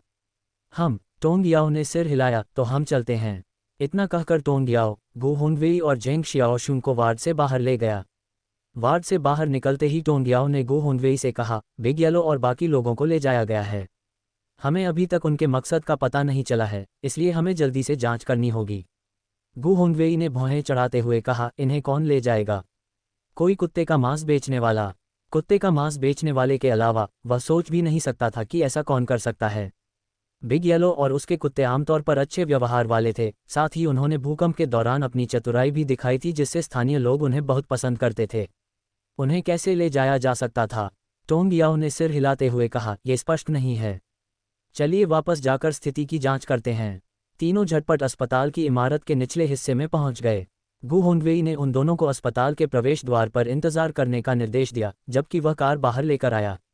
उसी क्षण झेंग शियाओशुंग चौंक गई और बोली, बहन याओ याओ, क्या आपने कार खरीदी है? टोंग याओ ने सिर हिलाते हुए कहा, हाँ, हमने वास्तव में इस बार बिग येलो और अन्य लोगों को अपने साथ ले जाने की योजना बनाई थी, लेकिन कोई उन्हें पहले ही ले गया था। झेंग शियाओशुंग टोंग याओ के लिए खुश थी, लेकिन ये सोचकर कि तीनों कुत्तों को ले जाया गया है, उसे थोड़ी सी अपराध बोध हुई। बहन याओ याओ, मुझे माफ़ करना, बिग येलो की अच्छी देखभाल न करने की गलती मेरी ही है। टोंग याओ ने सिर हिलाते हुए कहा, ज़्यादा मत सोचो, इसमें तुम्हारी कोई गलती नहीं है। बिग येलो और बाकी लोग हमारे इलाके में काफ़ी जाने माने थे और आम लोग उनसे पंगा नहीं लेते। इसीलिए मुझे लगता है कि उन्हें किसी कुत्ते का मांस बेचने वाले ने नहीं उठाया होगा। टोंग याओ की बातें सुनकर झेंग शियाओशुंग और गु होंगवेई दोनों को काफ़ी राहत मिली। तीनों ने जल्दी से उस बूढ़ी औरत को ढूंढ लिया जिसने बिग येलो को ले जाते हुए देखा था। टोंग याओ को देखकर बूढ़ी औरत को पहले लगा कि टोंग याओ कुत्तों के लिए वापस आए हैं। कुत्तों को ले जाने की घटना ने उसे चिंतित भी कर दिया था।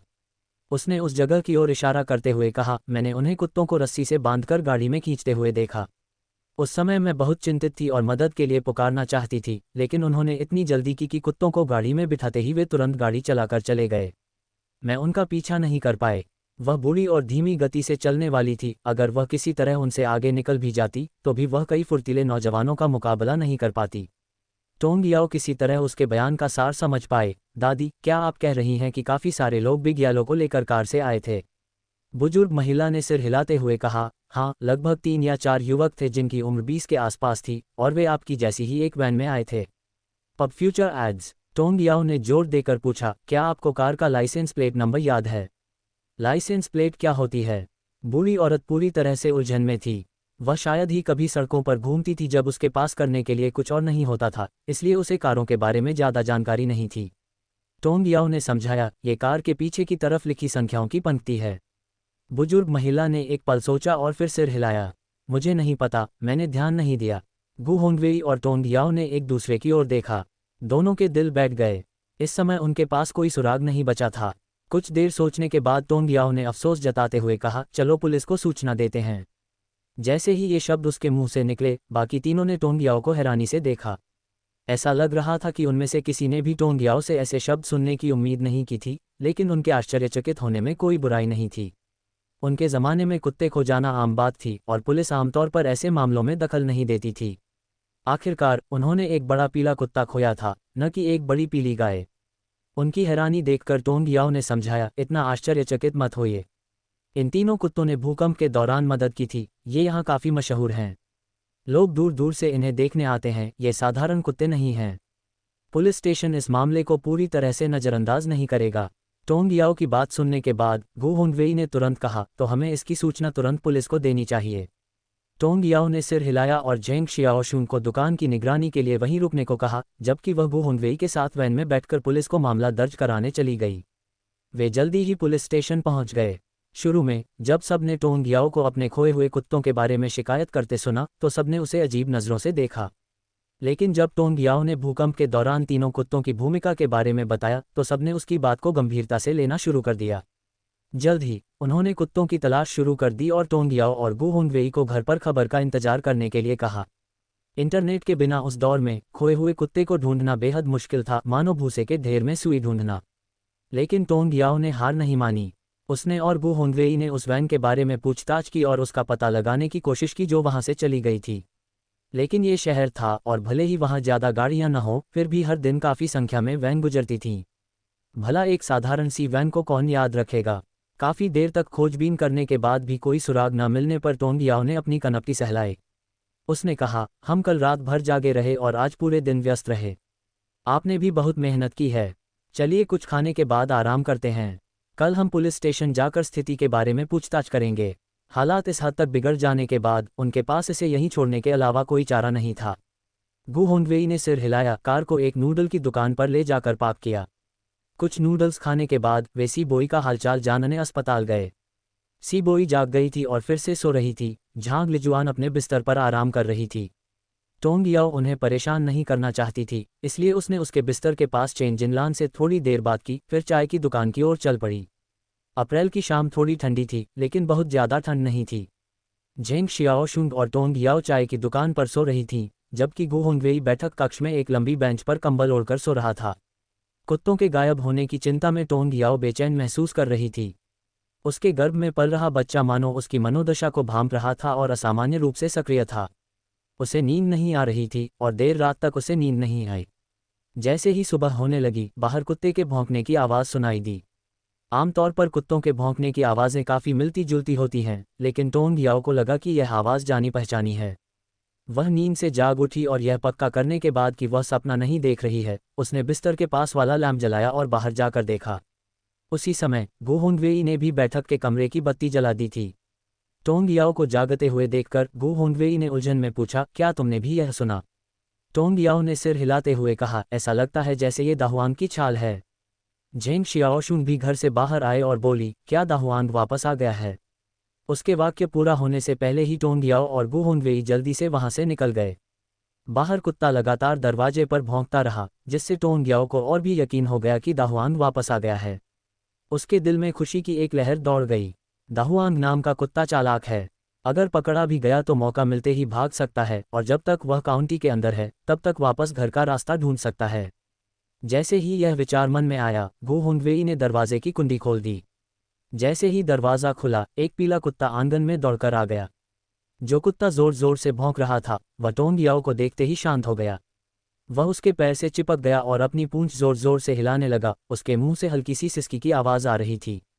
वह बेहद दुखी लग रहा था। ये देखकर कि वाकई दाहुआंग ही लौटा है, टोंग याओ के दिल को थोड़ी राहत मिली।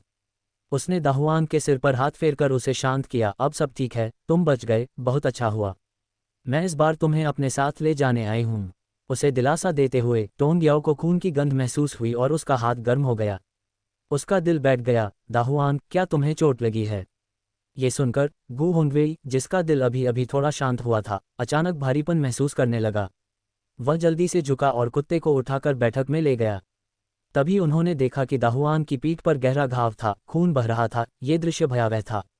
Usake gale mem abibi eka patata, ora usis ekatuti hui rasi lataka rahi thijo bax ki kalai jatani moti thi, isa laga rahata mano dawanga ni rasi katakara baga gaya ho, kisi ni use pakarain ki kazisa ki hogi lekina nakama raha hoga, thera unhon use kata dala hoga. Zheng Xiaoshuang डर के मारे कांपने लगी। आखिर हुआ क्या? टोंग याओ का दिल टूट गया और उसने जल्दी से पूछा, शियाओशुंग, क्या तुम्हारे पास पट्टियां हैं? हाँ, मैंने किया है। पब फ्यूचर एड्स। सदमे से उबर चुकी झेंग शियाओशुंग अपने कमरे से प्राथमिक चिकित्सा किट ले आए। गु होंगवेई ने दाहुआंग को पट्टी बांधी। दाहुआंग आज्ञाकारी होकर टोंग याओ के पैरों में सिमट गया, हल्की सिसकियां भर रहा था, उसकी आंखों में अभी भी डर झलक रहा था। ये स्पष्ट था कि वह एक भयानक यातना से गुजरा था। दाहुआंग की वापसी से यह संकेत मिलता है कि अन्य दो कुत्तों को भागने का मौका नहीं मिला था। गु होंगवेई द्वारा दाहुआंग पर साधारण पट्टी लगाने के बाद वह जमीन से उठ खड़ा हुआ और टोंग याओ पर भौंका। हालांकि टोंग याओ यह नहीं समझ पाई कि दाहुआंग उसे क्या कहना चाह रहा था, लेकिन उसने दाहुआंग के इरादे का अंदाज़ा लगा लिया। क्या आप हमें शियाओहुआ ले जाना चाहते हैं? दाहुआंग ने जल्दी में होने का आभास देते हुए अपना सिर हिलाया। वह बेचैनी से इधर उधर दौड़ने लगा। टोंग याओ के दिल में खुशी की लहर दौड़ गई। अगर दाहुआंग को जगह मिल जाए तो सब कुछ बहुत आसान हो जाएगा। Gu Hongwei bent down to pick up Dawang. Let's go. We'll get in the car and leave now. However, Tong Yao said, let's go to the police station first and bring 2 officers with us. The people who stole the dogs were probably influential. If they went directly to confront them, they could possibly get into trouble. Gu Hongwei agreed with Tong Yao's judgment.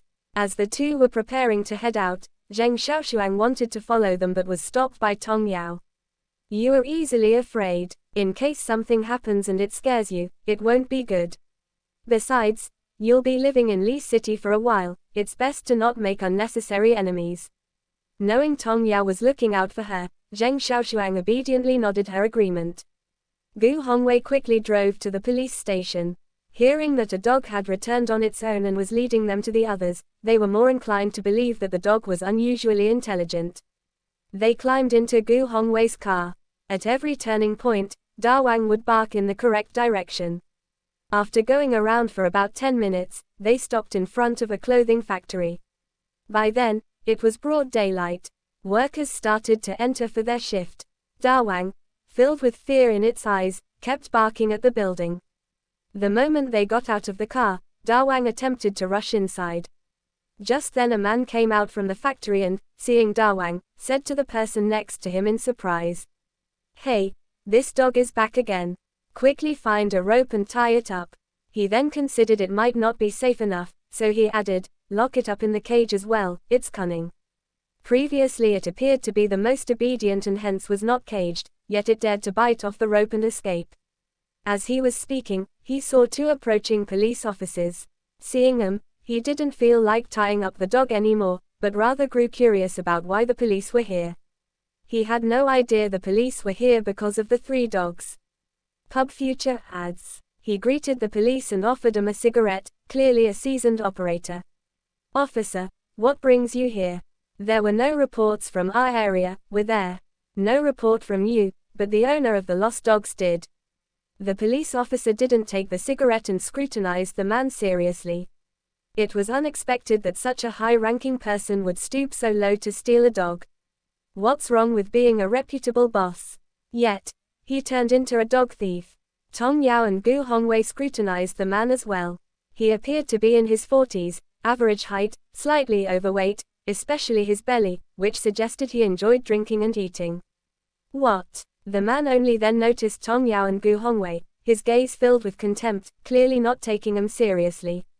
Vaha bahasa karain hai vala taki dawanga pahale hai angana membain eka pinjare ki ora dara para ora jora jora she baukain laga, pinjare ki andara maujuda kutum ni bijavaba mem baukana suru kara dia. Tong याओ ने उस आदमी को घूर कर देखा और फिर पुलिस अधिकारियों से कहा, पिंजरे के अंदर जो दो कुत्ते हैं, वे वही हैं जो मुझसे खो गए थे। उस आदमी ने इससे इनकार करने की कोशिश की, कौन कहता है कि ये तुम्हारे कुत्ते हैं, ये तो मेरे हैं, अगर ये तुम्हारे होते तो मेरी फैक्ट्री में क्यों होते? वह उन कुत्तों को आसानी से नहीं छोड़ सकता था जिन्हें वह किसी तरह हासिल करने में कामयाब हो गया था। टोंग याओ ने ताना मारते हुए कहा, तुम, जो खुद कुत्ते चोर हो, पूछ रहे हो कि कुत्ते तुम्हारी फैक्ट्री में क्यों हैं? क्या तुम्हें पता नहीं है? Yi sabda sunakara user adami kasi hara gus she la la ho gaya, usan tonga yauko garate yukaha, uvati, tuma garbavati ho, maim tumes bahasa nahim karunga, vebuniada batam mata karo, kia muja jaza malika tum hertina kut kuralega, kia tuma mazaka kara rahi ho. सीधे बोलो, यूं ही उंगली मत उठाओ। गु होंगवेई टोंग याओ के सामने आ गया। उस आदमी ने नाक से कुड़ी, जाहिर तौर पर उसने गु होंगवेई की बात को गंभीरता से नहीं लिया। वह कुछ अपशब्द कहने ही वाला था, लेकिन पुलिस अधिकारी ने पहले ही बोल दिया, ये तीनों कुत्ते एक छात्र और आसपास के निवासियों के परिचित हैं। तुम बातों से बच नहीं सकते, हमारे साथ जांच के लिए चलो। क्या? वह आदमी अवाक रह गया, ये तो बस 3 कुत्ते हैं, मैंने कुछ भी गैरकानूनी नहीं किया। पुलिस अधिकारी, क्या आप मुझे इन सब बातों से डराना चाहते हैं? वैसे भी, मैं कुत्तों को अच्छी तरह पालने के इरादे से वापस लाया था। अगर किसी बड़े अधिकारी के कुत्ते चुराने की खबर फैल जाए, तो क्या इससे उसकी प्रतिष्ठा को बहुत बड़ा झटका नहीं लगेगा? उपहास का ख्याल ही बेहद अपमानजनक था। टोंग याओ ने अपना चेहरा भावहीन रखते हुए चुपचाप पुलिस और उस आदमी की बातचीत खत्म होने का इंतजार किया। उनकी बातचीत से उसे पता चला कि उस आदमी ने कुत्ते क्यों चुराए थे। शराब पीते समय कुत्तों के बारे में सुनकर उसने खुद के लिए सौभाग्य लाने की इच्छा जताई थी और लोगों को उन्हें चुराने के लिए कहा था। उस आदमी की बातें सुनकर टोंग याओ को यह बिल्कुल हास्यास्पद लगा। कुत्तों को इसलिए पकड़ना क्योंकि वे सजीव प्राणी हैं, ये किस तरह का विकृत तर्क था। उसने तुरंत पलटवार करते हुए कहा, बैंक भी पैसों से भरे होते हैं, आप उन्हें सीधे क्यों नहीं लूट लेते? Kudako bara adami samajachain vala vaha vyakti kapalisi kar adita, akanaka jabakisi ni use kanoti di ora usaka anadarakia, to usan turanta apana debanga ravaya apanate yukaha, suno, mujase ijata she bata karo, varana mirkucha adami tumhem sabaka sika sakadheim, agara tuma garbavati na hotam, tamame abataka tumes nipatakuka hota. गु होंगवेई कुछ बोलने ही वाले थे कि टोंग याओ ने उनसे पहले ही बोल दिया। उसने पुलिस अधिकारी की ओर मुड़कर कहा, अधिकारी जी, वह मुझे मौखिक रूप से धमका रहा है, क्या आप कृपया इसे रिकॉर्ड कर सकते हैं? मैं बाद में उस पर मुकदमा करना चाहूंगी। तभी उस आदमी को याद आया कि पुलिस वहां मौजूद है और उसने अपना व्यवहार नरम करने का फैसला किया। उस आदमी का आक्रामक रवैया देखकर पुलिस अधिकारी नाराज हो गया और उसने तुरंत कुत्तों को छोड़ने की मांग की। आदमी अनिच्छुक लग रहा था, इसलिए टोंग याओ ने पूछा, क्या आप चाहते हैं कि हम जबरदस्ती कुत्ते को ले जाएं, या आप चाहते हैं कि मैं 1000 लोगों को यहां लाकर उसे वापस ले जाऊं? ली शहर में इन तीनों कुत्तों के प्रभाव को जानते हुए उस व्यक्ति ने टोंग याओ का सामना करने की हिम्मत नहीं की। उसने भविष्य में फिर से कुत्तों को चुराने की योजना बनाई, इस बार उन्हें बेहतर तरीके से छिपाकर रखने का इरादा किया ताकि पकड़े न जाएं। आखिरकार वे सिर्फ 3 कुत्ते थे। जब तक वे मिल नहीं जाते तब तक कोई उसका कुछ नहीं बिगाड़ सकता था। ये तय करके उसने सुरक्षा गार्ड को पिंजरे खोलने और कुत्तों को बाहर निकालने का आदेश दिया। कुत्ते पूंछ हिलाते हुए सीधे टोंग याओ की ओर दौड़ पड़े। इससे वह आदमी चिढ़ गया, क्या ये भोले भाले कुत्ते उसके साथ आरामदेह जीवन नहीं जी रहे थे? उन्हें इस औरत के पीछे क्यों जाना पड़ता था? अंततः वे केवल 3 कुत्ते थे। वह व्यक्ति उन्हें खाने की योजना नहीं बना रहा था, बल्कि उनकी देखभाल करने की योजना बना रहा था। इसलिए अधिकारी की योजना स्थिति को कम करके आंकने की थी। आज के दौर में यह कोई बड़ी बात नहीं है। Lekina Tonga Yao Ka User Adami Ko Baksame Ka Koyarada Nahimta, Kasakara Usig Gurnata Seher Ko Dekakara, Vaha Sakamuka Usaka Sihara Nokulina Kahatithi, Us Sabaka Sikana Kahatithi Ki Mahilarom She Kilavara Nahim Karana Kahi, Adikari Mahadea, Iain Mir Kut Ko Kota Pahum Kai Hai, Hamam Iseg Bear Mem Kya Karana Kahi. वह आदमी और भी अकड़कर चलने लगा, अपने चिकने बालों को पीछे की ओर संवारते हुए बोला, मैंने ही इसे चोट पहुंचाई है, अब तुम इसके बारे में क्या करोगे? क्या मैं तुम्हें मुआवजा दूं? टोंग याओ ने तिरस्कारपूर्वक कहा, क्या तुम्हें लगता है कि मुझे तुम्हारे थोड़े से पैसों की ज़रूरत है? गु होंगवेई जानता था कि टोंग याओ की कोई योजना है, इसलिए वह चुप रहा और उस आदमी पर नज़र रखता रहा, इस डर से कि कहीं वह टोंग याओ को नुकसान न पहुंचा दे। टोंग याओ की बातें सुनकर उस आदमी ने मान लिया कि वह और पैसे के पीछे पड़ी है। उसके मन में यह बात बैठ गई थी कि पैसा ही सारी समस्याओं का समाधान है। उसने और भी चिढ़कर कहा, तो फिर क्या सुझाव है? क्या तुम इसे चाकू दे दोगी ताकि यह मुझे वापस मार सके? क्या यह ऐसा कर सकती है? Yi Sabda Sarasara Dusa Hasida, Gu Hongave Ni Baunhem Karheim, Lekina Tonga Yauko Atmavasvasa She Baradekakara Uzan Firabi Kucha Nahim Kaha, Kuliza Adikari Basi Vajaha She Gus Member, Yahar Adami, Joa Pain Behasaba Dolataki Vajaha She Kudako Ajaya Samajatata, Hada She Zayada Abadravyavahara Kara Rahata, Unhon Yusapana Ravaya Sudarain Ko Kaha. Tong याओ के होठों के कोने पर एक ठंडी मुस्कान उभर आई। अचानक उसने कहा, सच है, ये तुम्हें चाकू से नहीं मार सकता, लेकिन काटने के बारे में क्या? उसके शब्दों से वह आदमी चौंक गया और कुत्तों को अपने इरादे याद आ गए। ये सुनकर कुत्ता दाहुआंग मुड़ा और उस आदमी पर झपटा। इससे पहले कि वह कुछ प्रतिक्रिया कर पाता, कुत्ते ने उसके नितंबों पर काट लिया। आंगन में तुरंत ही चीख पुकार मच गई, मानो किसी सुअर का वध किया जा रहा हो, जिससे हर किसी के रोंगटे खड़े हो गए। उस आदमी ने कुत्ते को हटाने की कोशिश की, लेकिन दाहुआंग उसकी पीठ से चिपक गया और उसे छोड़ने को तैयार नहीं था। उसने दाहुआंग को लात मारने की कोशिश की, लेकिन कुत्ता उसकी पीठ पर काट रहा था, इसलिए वह उस तक नहीं पहुंच सका।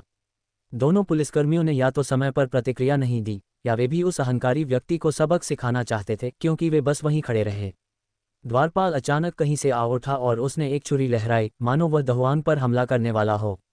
ये देखकर टोंग याओ की आंखों में एक निर्मम भाव आ गया और वह जल्दी से चिल्लाई, दाहुआंग इधर आओ।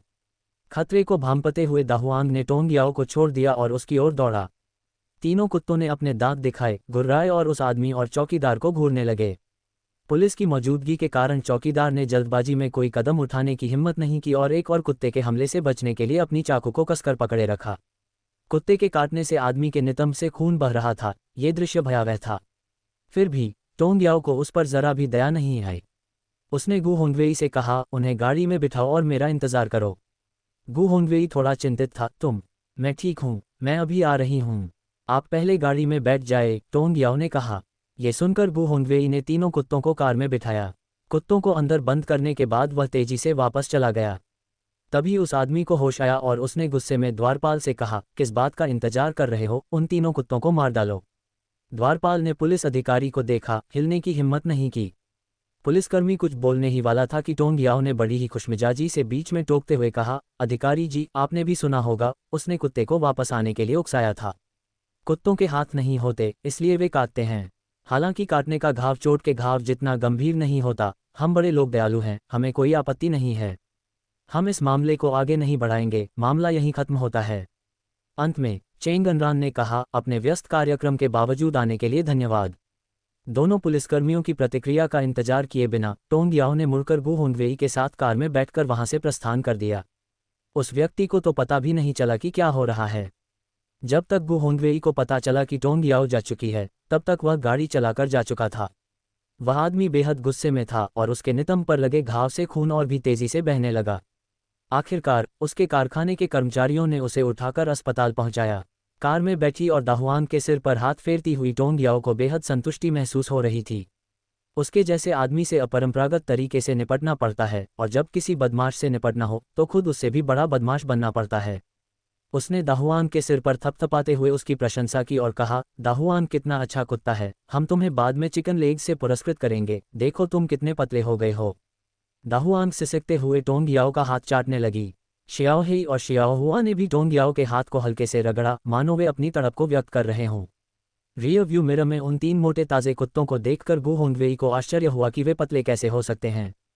क्या हम अभी अस्पताल जा रहे हैं या शियाओशुन के घर वापस जा रहे हैं? उसने पूछा। टोंग याओ ने जवाब दिया, पहले इन्हें शियाओशुन के घर छोड़ देते हैं, फिर अस्पताल चलते हैं, दोपहर का खाना खाते हैं और आप दोपहर में वापस गांव आ सकते हैं। गु होंगवेई चुप रहा। उसे टोंग याओ को शहर में छोड़ने में कोई सुरक्षा का भाव नहीं था, खासकर उस आदमी को नाराज करने के तुरंत बाद, जो एक सभ्य व्यक्ति नहीं लगता था। हो सकता है वह उसके खिलाफ कोई साजिश रच रहा हो। टोंग याओ ने उसकी चिंताओं को भांपते हुए कहा, चिंता मत करो, मैं सुरक्षित हूँ। आज दोपहर मैं अस्पताल में रहूंगी और रात को यहीं रहूंगी। बाकी बातों पर हम गांव से लौटने के बाद चर्चा करेंगे। टोंग याओ की बातें सुनकर गु होंगवेई ने राहत की सांस ली। टोंग याओ अस्पताल में सुरक्षित होगी, वह आदमी वहां कोई गड़बड़ करने की हिम्मत नहीं करेगा। कुछ देर सोचने के बाद उसने सुझाव दिया, मेरे लौटने के बाद मुझे दाहुआंग और बाकी लोगों को वापस ले आना चाहिए, ताकि उन्हें दोबारा अगवा होने से बचाया जा सके। टोंग याओ को यह अच्छा विचार लगा और उसने सिर हिलाते हुए कहा, ये ठीक है। थोड़ी देर रुकने के बाद उसने गु होंगवेई के साथ एक विचार साझा किया, मैं बोई और लिजुआन के लिए एक बबल टी शॉप खोलने की योजना बना रही हूँ, आपका क्या विचार है? जैसे जैसे सी चेन के साथ उसका रिश्ता बेहतर होता जा रहा था, सी बोई सी चेन का इकलौता भाई था और इसलिए वही एकमात्र रिश्तेदार था जिसके वह सबसे करीब था। इस प्रकार जैसे जैसे उनका जीवन बेहतर होता गया, वे सी बोई को नज़रअंदाज नहीं कर सके। अगर सी बोई को कुछ हो गया तो सी चेन को कितना दुख होगा। काफ़ी सोच विचार के बाद टोंग याओ ने सी बोई की मदद करने का फैसला किया, जो घर परिवार की अच्छी तरह से देखभाल कर रहा था। उसके लिए एक दुकान खोलने में ज़्यादा खर्च नहीं आएगा। यह अच्छा विचार है। गु होंगवेई ने गाड़ी चलाते हुए सिर हिलाया, बोई और लिजुआन अच्छे लोग हैं, वे आभारी हैं और आपकी दयालुता को याद रखेंगे। टोंग याओ दाहुआंग के सिर पर हाथ फेरते हुए मुस्कुराए और बोली, सच कहूँ तो मुझे इस बात से कोई फर्क नहीं पड़ता कि उन्हें याद है या नहीं। जब तक वे एक स्थिर जीवन जीते हैं और किसी मुसीबत में नहीं पड़ते, मुझे बस यही फिक्र है। बोई आहचेन का भाई है। आहचेन ने बचपन से ही बहुत कुछ झेला है। सी बोई ही उसका इकलौता परिवार है जिसकी उसे सबसे ज्यादा परवाह है। आहचेन को तभी चैन मिलता है जब बोई ठीक रहता है। सी परिवार के लिए ये सौभाग्य की बात है कि उन्हें आप मिल गए, गु होंगवेई ने टिप्पणी की। टोंग याओ ने बिना कुछ कहे मुस्कुरा दिया। वे जल्दी से झेंग शियाओशुन के घर पहुंच गए। उसने तीनों कुत्तों को अंदर आने दिया और उन्हें बाहर न निकलने का आदेश दिया, फिर दुकानदार को उनके लिए चिकन लेग्स खरीदने के लिए कहा। Abataka unhem nast ka samaya nahi milata, isili tonga yaoragu hongave ni aspitala jane she pahale jaldi she dopahara ka bojanakia, si boi ki halata mem kafi sudara hogayata, vaha pahale she jada kusta durista the ora samanya batasita kara pa rehida, janga lawana unak bistara ki pasa bathakara unhem kavala ki dalia kila rahi theme. कुछ देर बातचीत करने के बाद गु होंगवेई गांव लौटने के लिए तैयार हो गया। चेन जिनलान को अपने पोते के घर पर रहने की चिंता सता रही थी, इसलिए उसने कहा, लिजुआन, बोई, मैं उसे कुछ देर के लिए अपने साथ वापस ले जा रही हूँ। बच्चे को वापस लाने से आपकी भाभी भी इतने सारे बच्चों की देखभाल में व्यस्त रहती हैं, मुझे चैन नहीं मिलता, इसलिए उसे वापस लाना ही बेहतर है।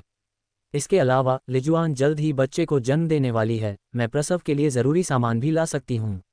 झांग लिजुआन, जो अपने बच्चे को बहुत याद कर रही थी क्योंकि यह पहली बार था जब वह उससे इतने लंबे समय तक अलग रही थी, मान गई। माँ, तो आप होंगवेई के साथ वापस चली जाए। सी बोई ने भी सहमति जताते हुए कहा, हाँ, उसे वापस ले आओ। भाभी को बार बार परेशान करना ठीक नहीं है। निर्णय लेने के बाद चेन जिनलान गु होंगवेई के साथ गांव लौट गई। टोंग याओ, झांग लिजुआन और सी बोई के साथ अस्पताल में ही रुकी रही। दोपहर में जब डॉक्टर के काम के घंटे शुरू हुए तो टोंग याओ ने सुझाव दिया, लिजुआन, चलो मैं तुम्हारे साथ प्रसव पूर्व जांच के लिए चलती हूँ। बच्चे का जन्म लगभग होने वाला है, तुम्हें अपने स्वास्थ्य पर अधिक ध्यान देने की आवश्यकता है। जब सीबोई ने झांग लिजुआन के पहले बच्चे के जन्म के बारे में सोचा तो वह थोड़ा परेशान हो गया।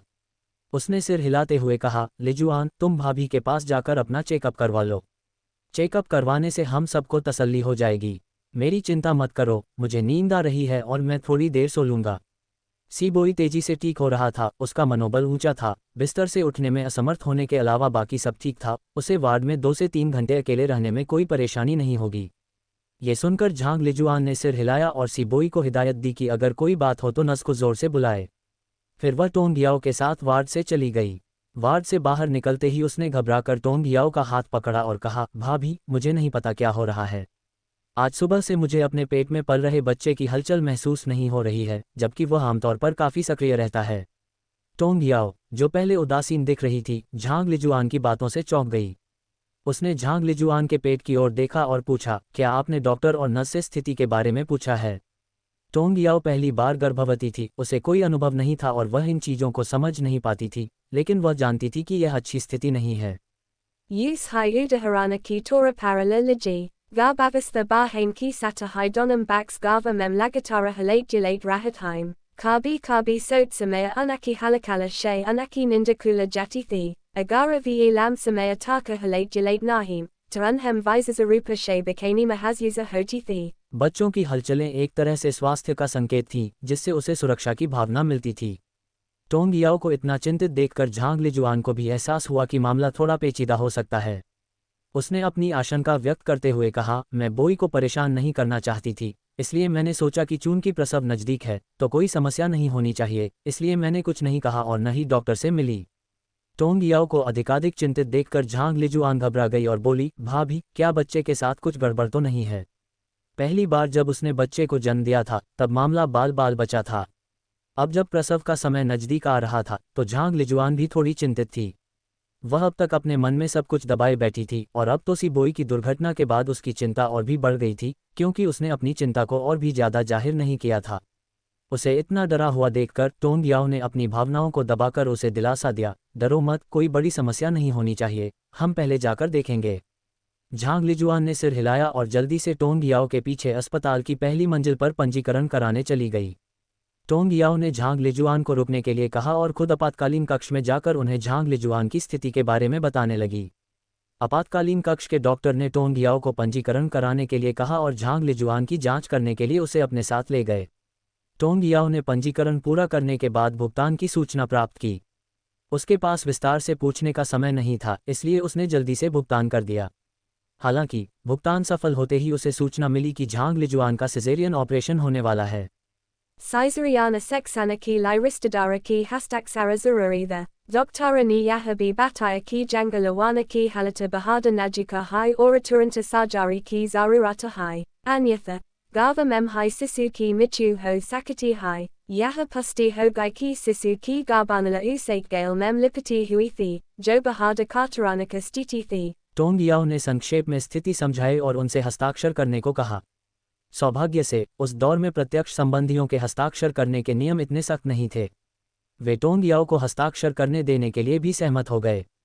Eka garbavati mahila jo prasava ki lai tatparahai, Dusari garbavati mahila ki prasava ki lai sajari hetu sahamati patra para hastaksarakara rahi hai, Yaha stiti vakai kucha hasyaspadati, Lekina si boyi abibi aspatala membati ta, Agara ababi use hastaksarakarain ki lai forma diajata, to be use hastaksarakarain hai parat, Yaha ki vala samaya ki barbadi hoti। ये जानते हुए कि surgery इतनी जल्दी खत्म नहीं होगी, टोंग याओ ने अस्पताल के बाहर स्थित एक फ़ोन बूथ पर जाकर जेंग शियाओशुन को फ़ोन किया।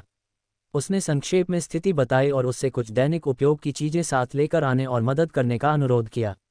जब जेंग शियाओशुन को झांग लिजुआन की हालत के बारे में पता चला तो वह चौंक गई और जल्दी से घर जाकर सामान पैक किया और अस्पताल के लिए रवाना हो गई। उसने ऑपरेशन कक्ष के प्रवेश द्वार पर टोंग याओ को पाया। कमरे में अभी भी बत्ती जल रही थी। उसने कहा, बहन याओ याओ, मुझे डर है कि अभी खरीदारी करना समय की बर्बादी होगी, इसलिए मैं वो सारी चीज़ें ले आई हूँ जो मेरे बच्चे बचपन में इस्तेमाल करते थे। आप इनसे काम चला लीजिए और फिलहाल लिजुआन को इस्तेमाल करने दीजिए, ठीक है?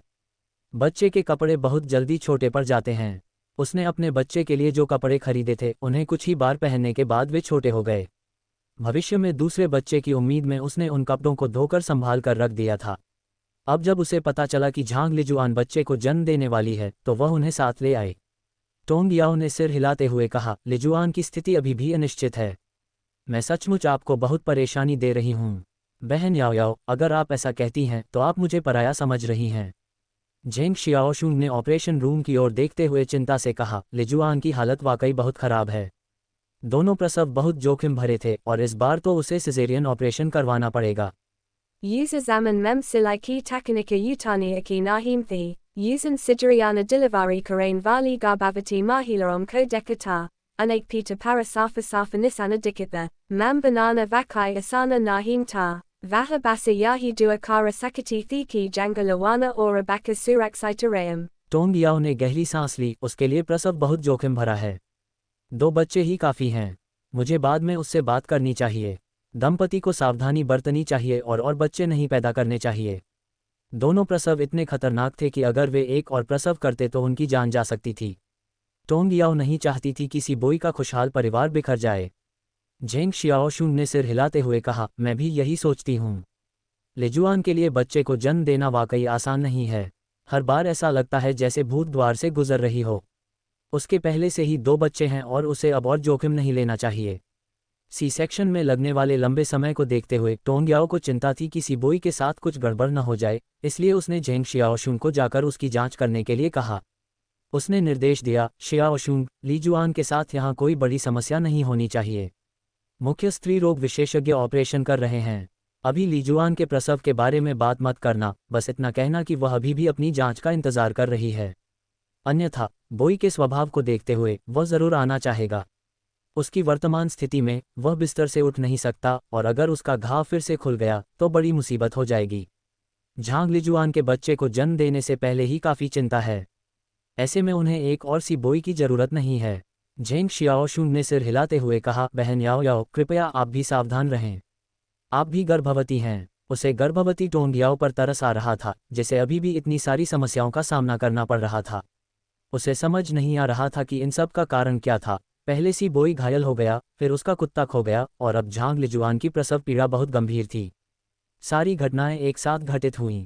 झेंग शियाओशुंग के जाने के बाद टोंग याओ मान गई और बेंच पर बैठकर इंतजार करने लगी। अंदर दीपक जल रहा था और फिलहाल कोई बुरी खबर नहीं थी। टोंग याओ ने अनुमान लगाया कि कोई बड़ी समस्या नहीं होगी। वैसे देखा जाए तो झांग लिजुआन वाकई लापरवाह थी। बच्चा सुबह से बिल्कुल नहीं हिला, लेकिन फिर भी वह शांत रही। दरअसल टोंग याओ थोड़ी चिंतित थी। अतीत में उससे मतभेद रखने वाली स्त्री रोग विशेषज्ञ यूशिया की मां की करीबी दोस्त थी। झांग लिजुआन की जांच करते समय स्त्री रोग विशेषज्ञ ने कुछ भी नहीं दिखाया और टोंग याओ को नहीं पता था कि क्या वह उसे पहचानती है या नहीं। Use umida thiki mukia isa vyakti hoga josima reka janata hoga or vyaktigata pratasoda nahim lega, li sahara memki vala eka hai aspitalata, orastiti bahada gamhirathi, jangalawana ko kisi dasare aspitala memla jana sambhava nahim ta, isa taraha ki sajari unhimki hatham caravana sabe suraksaita apayata, jangalawana ki sajari unhimshe caravana eka majaburi barakadama ta।